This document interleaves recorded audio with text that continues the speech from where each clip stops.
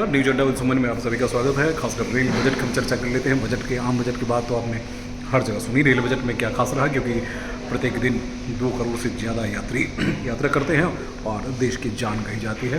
तो चलिए मैं इसको शुरुआत करता हूँ। तकरीबन 2,58,600 करोड़ जो है वो पहले थे कि बजट रहे। इस बार 2,78,500 करोड़ कर दिया गया है।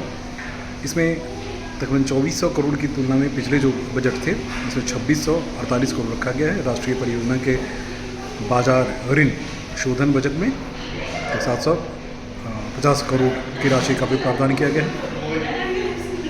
समझने और समझाने की चीज़ ये है कि रेल प्रोजेक्ट पे सरकार ने हमेशा तवज्जो दी है। जब से एनडीए की सरकार बनी है उस वक्त से लेकर अब तक काफ़ी कुछ बदलाव किया गया है, काफ़ी कुछ परिवर्तन किए गए हैं। ट्रेन्स नई चलाई गई हैं, सुविधाएं देने की कोशिश की गई है, लेकिन इंफ्रास्ट्रक्चर में जो गड़बड़ियां रही है, जो सालों से गड़बड़ियां रही है, जिस पे सबसे ज़्यादा फोकस करनी चाहिए थी, वो नहीं हो पाई। तो इस बार भी तकरीबन 20,000 करोड़ एक्स्ट्रा दी गई है ताकि उसको कंटिन्यू किया जाए।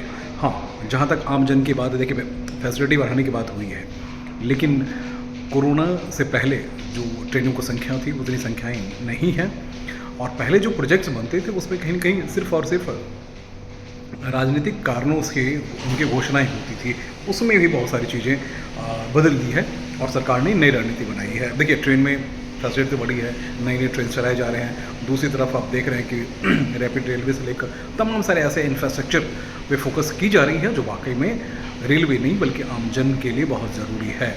क्योंकि रैपिड रेलवे की बात कर रहे हैं तो रैपिड रेलवे इसलिए चाहिए आपको क्योंकि अब एनसीआर जैसे क्षेत्र में अगर ट्रांसपोर्टेशन की बेहतर व्यवस्था नहीं होगी तो यहाँ हैफेजार्डस वाली स्थिति होती है।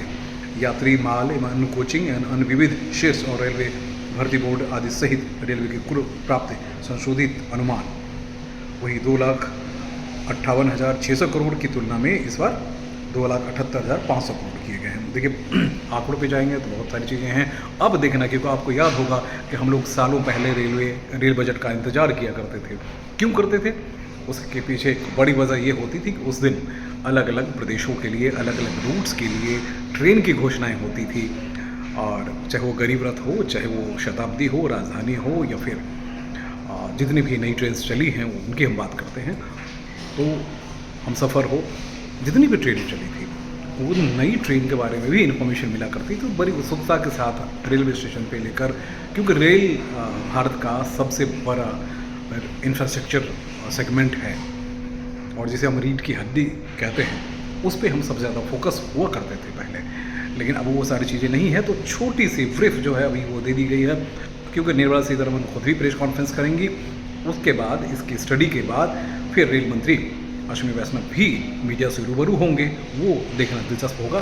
तो फिर हम आपको बताएंगे रेलवे में क्या क्या खास रहा। नमस्कार।